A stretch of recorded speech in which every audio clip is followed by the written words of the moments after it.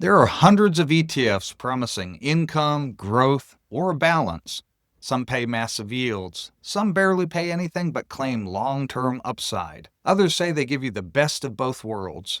So instead of debating which strategy sounds better, I put 10 of the most talked about funds into one spreadsheet.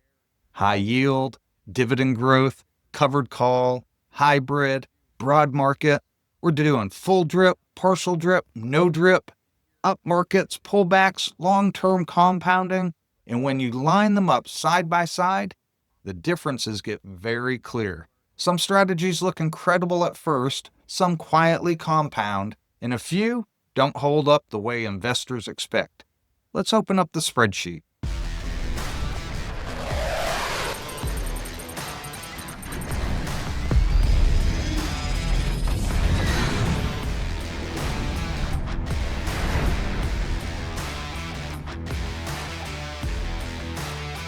Welcome back to Simply Money. What we're doing today is comparing 10 of the more popular ETFs on the channel that have been talked about, and I am using our Simply Money Portfolio Planner to do this. If you'd like a copy of this spreadsheet, you can get that down below in the link in the description and the Buy Me a Coffee, where all our spreadsheets are available. I appreciate all of you that support us through that. I especially appreciate all of you supporting us through the channel here and watching and bringing comments and suggestions. This spreadsheet is a new one that was actually requested by one of our viewers. Jason, thank you very much. His input back and forth, I built this for him. And now I'm using this to share how you can build your portfolio and kind of plan it out. This one is super dynamic. I've really enjoyed using this, so I appreciate his suggestions. And we've built this here and it is looking good. What we're using it for today, and I'll show you here how this works a little bit. I won't give you a full overview. There is a video I have strictly on this spreadsheet that shows you all the ins and outs about it. And I'll be using it again, so you'll pick up some pieces, but it's a great tool to have. What we have here on the Portfolio Engine tab is you can pick up to 10 tickers that you want to compare and use. And so I have the 10 tickers we're using here, and all you have to do is click on this, and you can see the drop down of all the funds I have in here, and I'll be adding more down the road. I couldn't obviously put every ticker out there, but I put some of the ones we've talked about and some others that are popular, and then a variety of different types of funds, just to give a little bit of variety for people. What it does is it pulls up what the yield is and what the appreciation of the fund has been. This is historical, and I've gone down about 1% on both of them, just to be a little bit more conservative. But if it has a 10-year history, I've used the 10-year. If it's newer, I've used that. And those I'm a little more conservative on. Something that's only been around 6 months or a year doesn't have the track record to really give yield and appreciation over time frame. So we have to make some adjustments and obviously assumptions. And just to clarify, this is not financial information. This is for educational and informational purposes only. Please do your own due diligence. And then we use this back testing, this back history to see, okay, if it continued to perform like it has, how would we look in the future? We don't know if it will. It may do better, may do worse. We don't know. That is what this does. As you change these symbols, it'll change and update the yield and appreciation. Now, what we have over here is we have 3 models that you can use. You have the conservative, the moderate, and the aggressive. And this is really all set up exactly the same internally, but you can go with a more conservative model. So here I have everything at 10%, but you can go ahead and put in what you want. So let's say, and this is what we did for this scenario, we put 100% in SCHD, and all of these we're putting down to 0%. So you just go in, you have your drop down, and we only have them in 5% increments. We're not trying to get that precise with everything. We're just using high numbers. So with this one, this is what we're using on this video. We're using the conservative model. We started out, we're going to do 100%, and we did it with each one of these funds. So the first one we did was SCHD. We started over here with $1,000 in the portfolio. We're going to accumulate for 30 years and see what happens. And the rest of this right now is really important. In this scenario we're doing, this is for if you're forecasting and trying to compare different scenarios. Now, if you wanted to use this for another reason, what you could do is you could put, okay, I want more conservative. Let's say you're going to go SCHD 100%, but then you're going to be a little bit moderate. You want to increase your yield. And if you look down here, it shows you your yield average. So in the conservative right now, how I have it set up, all SCHD, you're getting 3.5% yield, average appreciation 10%. Your annual income would be about $35. Your monthly income, $3. Now, the moderate we have set up a little differently. We're not using that in this video, but I just want to touch base on this for those interested in the spreadsheet, is you can put different percentages. As you can see, this increases your yield because it's based on the percentage of each of these funds, what it pays, and it averages that out for you. And that is an 8.5% yield that you would get with a 6.5 or a 6.25% growth. So you'd get $86 with this $1,000 portfolio, $86 a year or $7 a month. Now, if we increase that to say 100,000, you can see how that would increase your income and all that. But we're doing this for a different reason on this video. We're going with $1,000 and we're going to play with that. And again, here on the aggressive, you could be more aggressive. So you can set this up if you want your conservative to be 1% or you want your conservative to be 8% and then more aggressive. You set it up to where you can play with these numbers based on the percentage and the funds you're using to get to a percent yield that you want. Again, we've just set that up for you to play with. But this is what we're comparing 100% in SCHD. Go over here to deposit rules. We're going to add $100 a month. Starting the first month, we're going to do that for 10 years, so 360 months. I'm sorry, for 30 years, 360 months. And I have it set at 3% inflation, but I turned inflation off. If I wanted to include inflation, I just click the yes. But we're going to keep inflation off for this scenario. We're just going flat out, $1,000 initial investment, $100 a month into SCHD. And here we have to change this to 100%. We want the rule number one, which is rule number one, $100 deposit. We want 100% to be going into SCHD. Here we're going to 0% on all of these others. So we initially invest in SCHD and $100 a month is going into SCHD. We're not funding any of these others. This we're using today just as a comparison. As you can see, your investment is 100%. Rule number 2 and 3, those aren't active right now. I have nothing in here, but we can set up to 10 rules. Like say I get a one-time inheritance. I get an annual bonus. I get different things. I get commissions quarterly. I can set up different rules when they start, how much they are, what inflation I want adjusted to them if I want it at all. And then based on the rule, so like rule number 2, say it's a one-time, I could say, well, I want 50% to go in SCHD, 20 into QQQI. So you can really adjust this to your lifestyle, your goals, your future expectations of what you have. But we're just doing $100 a month, all of it going into SCHD. We come over here to the forecast, and what you see with this, it updates everything, and we'll just come up to the top. You have at the end of month 1, so you have year 1, month 1. Down this column, you have all the months, and then this kind of helps you track where you're at. So you're year 1, month 10, year 1, month 12, shows you your balance. You can see all of these others are 0 because we didn't deposit any, and we're not continuing to add any in this scenario. And what we do is you can go down month by month, and you can see how much it is bringing in. We come down, and I'll show you this one for the first one. We're going to go to 30 years. The end of 30 years, month 12, you have $481,971. And that's what we're going to look at. And you come over here, you can see your income generated at the end of the 30 years. Now you start taking that income, you'd get $1,384 per month. You can see that growing. See here, income paid is 0. You're reinvesting it. But year 31, month 1, you start taking income taken is now showing. Income reinvested is now 0. You stop depositing. You can see the $100 deposited is 0 now because you're not depositing anymore after this 30 years. So this is how this whole scenario is running. I know that's a lot of information, but we're going to compare the same thing, all 10 funds, and how they performed with 5, 10, 20, and 30-year portfolios. And at the end of 30 years, what would your income look like? And we're going to compare all of those. So what you would do, and this is what I did.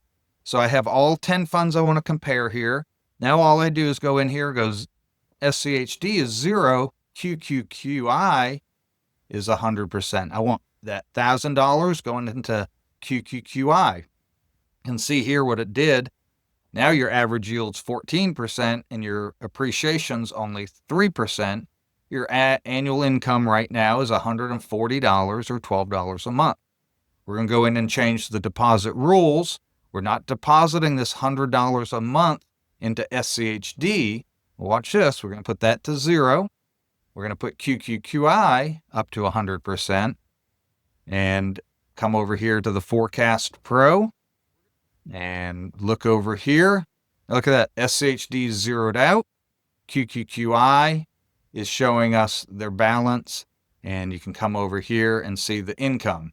So we did that with every one of these funds. I'm not going to go through each fund with you doing this. I'm going to go over and show you the actual numbers, the full return of all of these. So here we have the sheet. And I'm going to reveal these one at a time. Over here, we have our ticker. So the first one we have is DIVO, 5 years. And I want you to stop right now before we go any further. Which one out of those 10 funds do you think, and we'll go back real quick just so you can look at it. These 10 funds, SCHD, QQQI, and SPYI, IWMI. Then we have JEPQ, GPIQ, DIVO, VOO, JEPI, and SCHG. Those are the 10 funds we're comparing with $1,000 invested, $100 a month. Which one do you think is going to be the best performer? So back to it. Let's see. We started with DIVO, 5 years, $9,633 is the balance. DIVO at 10 years, $25,000. At 20 years, you're at $100,000. At 30 years, you've gotten $339,000. So your portfolio would be sitting at $339,000 with $1,000 invested, $100 a month for 30 years. I know that's a long time, but we're doing this just as a comparison, apples to apples. Number 2, number 9, we're counting down. So 10th place was DIVO. Number 9 would be VOO. Think about that. This is a broad market. VOO, 9,900. We'll just go over here to the 30-year, $416,000. Now, if you're looking short term, you look at these two. I mean, really, you're looking at $267 difference in 5 years. Not a big difference, and this is hypothetical, depending on the market in that short time frame, 5 years. But based on past performance, DIVO would have done slightly worse, but not a ton compared to VOO. And they're very close when you're looking at 5 years. What we're going to see in this whole scenario, and I think this is important, I want you to watch this, is the longer you go, the bigger the disparity becomes because that compounding 1% makes a huge difference. Not early on, year to year, 1% doesn't make a big difference. But if you're a long-term buy and hold investor, 1% over a long term, 30 years, can make a huge difference. And we're going to see that. Watch that as we unveil these. So coming in at number 8 is IWMI. 5 years, not a big disparity between these, $10,006. You come up here to 30 years. Again, not a huge difference from VOO. You start to see a little bit of gap growing here from DIVO to IWMI. I don't know about you, but I'd be happy with an extra $112,000 in my portfolio over that time frame. If I go to retire in 30 years, that $112,000 is going to make a big difference. All right, coming in at number 7, any thoughts, any guesses? Number 7 is SCHD. It's a fan favorite. A lot of people love SCHD, myself included, and I don't hold it for pure growth. I don't hold it for pure income. I hold it for balance. I hold it for hedging. I hold it for the growth that it has in its compounding of its dividend. That is important to me, and that's why I hold it. So it's not my biggest winner total return, but it is a big part of my portfolio. SCHD, you can see compared to IWMI, again, insignificant amount. Coming over here to the end of 30 years, again, we're seeing a slight change from one fund to the next, but if you go from the worst to this one now, you're looking at $150,000 almost. That can make a big difference in a retirement. If you go to retire, that could really make or break a retirement, $150,000. All right, the next one we have JEPI. Coming in here at number 6 is JEPI. 10,118, not very different from SCHD. Come down here to 30 years. Hey, a little bit of improvement, about $9,000. Again, those two have held up pretty good. We're going to see something else. I want you to wait here till the end because we're going to see what the income has been now that we're at 30 years. What kind of income would you be getting month over month with all of these funds? So yes, balance is important. But when you go to retire, you need income. And if you're not wanting to sell shares or minimize that, what will this do for you as far as income? And we're going to see that. All right, number 5, SPYI. I was actually a little surprised by this one. I thought it would do a little better. It's still not bad. I mean, it came in about halfway here. So you have 10,358 at the end of 5 years. You can look over here. Yeah, now we see a nice little jump from JEPI to SPYI from $491,000 to $587,000. That's a big difference in these two. Now look at this compared to DIVO. Just in these few that we've done, we've gone from $339,000 up to $587,000. That is a huge difference. Then to 30 years, if I go to retire having another $250,000, it makes a difference in your retirement. Now, I don't have 30 years, and so why I like looking at this is I can look, okay, if I decide in 5 years I want to retire, where would I be at? Again, I'm not starting at $1,000, but if I wanted to start a new fund and say, okay, what will this do if I put $1,000 into DIVO for the next 5 years? How will this help my portfolio? Where will I be at? And this whole spreadsheet that I have helps you look at that, and you can look. Now, just so you know, this right here is not part of that spreadsheet. I have not added that. This is just to show this scenario. But the spreadsheet we've been looking at over here, like I could do that. I could look at, we'll say QQQI because that's where we left it off. Say, okay, I'm going to put $1,000 into a new position of QQQI for 5 years before I retire. Where will it be at year 6? Okay, I'll be at $11,366. So I'll know that's about where I could be at with this, and then what kind of income it could provide. And that brings us to our next one, number 4 is JEPQ. JEPQ, 10,552, slightly above SPY. Come over here, but look at this, 30 years. You see how it's very minimal in these. Look at from DIVO to JEPQ, we're only looking at not even $1,000 difference. But when we come to 30 years, you're looking at $339,000 to $676,000. You're looking at over $300,000 difference because of that small percentage change. That's how, when you look short term, you think, oh, there's not a big difference. But when you look long term, you start seeing a big difference. And our next one is where we really see them separating. This is where the separation begins. And I want you to notice this. QQQI coming in at number 3 is $11,116. And you say, well, it's not a big change. Again, it's $600 from JEPQ, but look at this 30-year, $1 million, just over $1 million. That is huge difference. When you're looking here 5 years, again, we're looking at $1,500 difference. And you're like, I'll just get DIVO. It's not a big difference in 5 years. But if you're young and long term, you want to look at this because these types of things really make a difference. And you're looking at, okay, I'm going to go with DIVO, and someone else is going with QQQI, $1,000, $100 a month for 30 years. You end up with $340,000. They end up with $1 million. There's a difference you want to pay attention to. All right, number 2.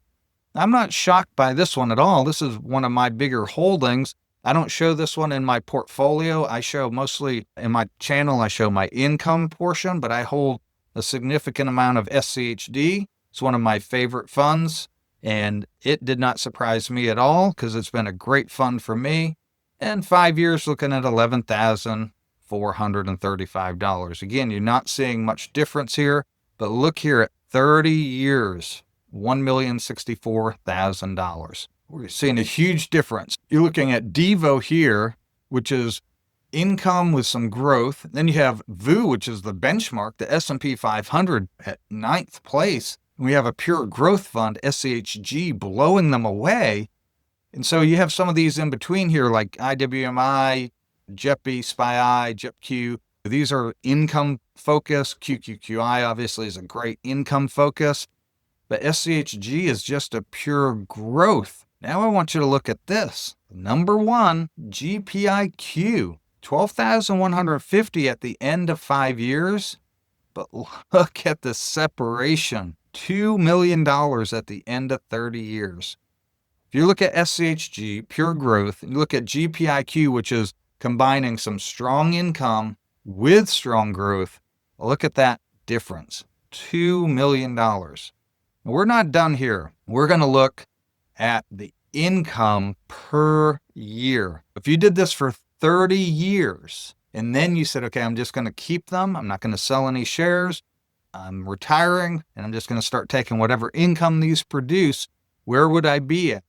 A lot of people would say, well, as you go down, the higher portfolio is going to pay more out. Let's see what happens here. Now, let's say 30 years later, I've done this. I'm taking the income. DIVO's giving me $1,300 a month. That's not too bad off $339,000 portfolio that you're getting $1,300 a month.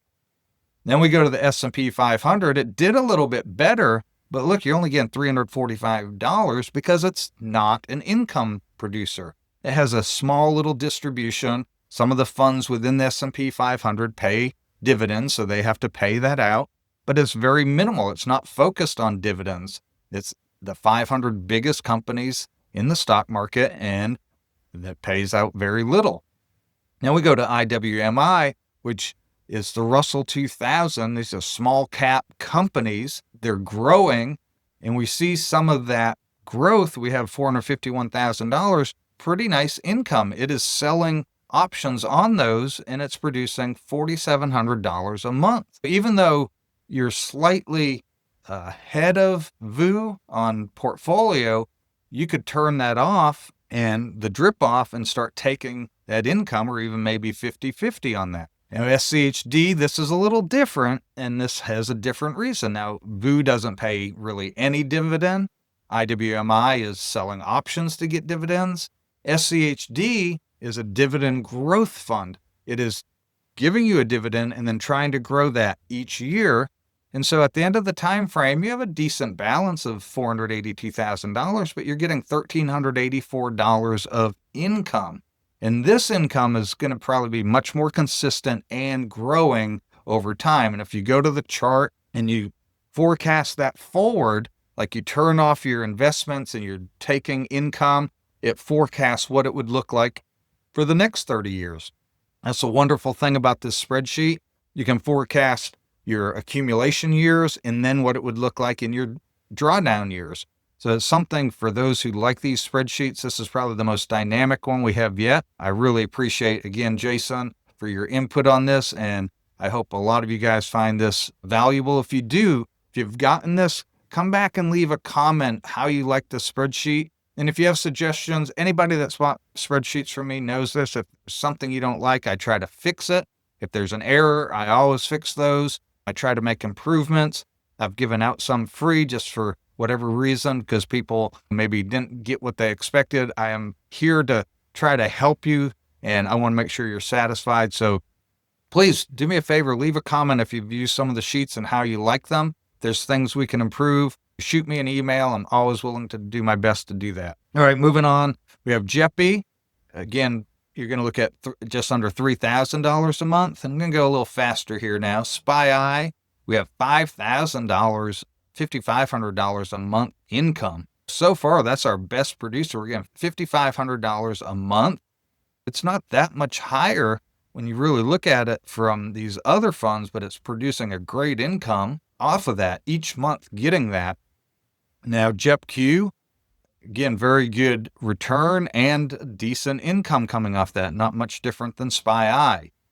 All right, hold your breath. QQQI, look at that. Not only did you have a huge portfolio, if you turn off that drip, you can go 50-50 on this one and you're still going to get $5,500.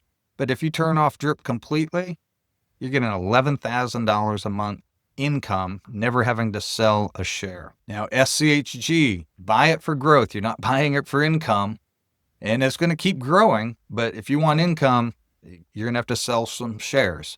And so here you get $388 a month that you're getting off this $1 million because it is not paying dividends. That's not surprising at all. It's a growth machine. And so you let it grow. And then if you want to sell shares, you sell shares, or you sell shares and put it into something producing some income if you want. So different people have different approaches. GPIQ, this one truly amazed me. Are you amazed by GPIQ? What are your thoughts on this? I am really personally shocked by its total performance. Not only did we get to $2 million in the portfolio, but check this out, almost $16,000 a month income at year 30 if you decide to turn that drip off. Here's how this would work in my book. Say 30 years, I buy GPIQ $1,000. I put $100 a month in, and it performs like it has. Again, this is short term. We don't know how it's going to perform for 30 years. But if it did maintain this type of performance, you'd end up with $2 million. You could shut that drip off. You could take out 10 grand a month and still reinvest almost $6,000 into more and growing that. It would be an amazing performer. This has really performed, outshined all of these others, in my opinion. GPIQ is one I'm added to my portfolio. I've begun to just put small positions into it slowly. I haven't put any lump sum into it, just building it up slowly over the next few years while I'm just fiddling around doing different things here. This is one I'm adding in my positions. Now, those are all the funds if you went 100% into it. The last scenario here, and I want you to watch this. And again, this is just easy thing. I went through, and each one of these, I put 10%. So we put the $1,000, each one got $100. I'm not going to do it here for time's sake, but if you put 10% into each one of these, then you go over here to the deposit rule, and instead of depositing $100 a month into one fund, you put $10 a month into each fund. So this is a pure 10 fund, 10% each portfolio. I wouldn't do it this way. I just did it for ease to show you like a blended fund, what it would look like. If you come back over here, this is the 10 fund, 5-year return would be at $10,525. And you can see it's right in the middle of all 10 of these. At 30 years, again, in the middle, you have $718,000. And you would be producing at the end of 30 years, $2,700. So that's a full 10% blend of all of these funds. Again, I wouldn't do it that way. I would maybe have 20% in this one, 25% in that one, a little bit different depending on what phase I'm in. If I'm trying to accumulate more, maybe I'd have a little bit more in SCHG and a little less in like IWMI. Again, you have to make your own decision on what you're looking for. I also look at diversifying in different funds, different methods, all sorts of things you can look at, but that is how that worked. And that is the comparison of these top 10 funds. I say top 10, not because they're the best performing. They're the top 10 most requested comments and funds on the channel. And so I chose these to start with. These are the funds that get the most comments. We have others. I'm going to do the same thing, but I'm going to do it with like high yield. We're going to look at Ulti, Chippy, YMAX, and we're going to do 10 of those. I'll do another one where we're doing just growth funds, SCHG, QQQ, all the different growth funds. Then we'll do some showdowns of our like SCHD, our dividend growth funds. So we're going to have some scenarios, some series that we're going to do on this. If you have some funds you want to see, a particular class, let me know. Throw those in the comments. Don't forget to hit that like and subscribe button. It helps the channel out. I appreciate you joining me on Simply Money, and we'll see you next time.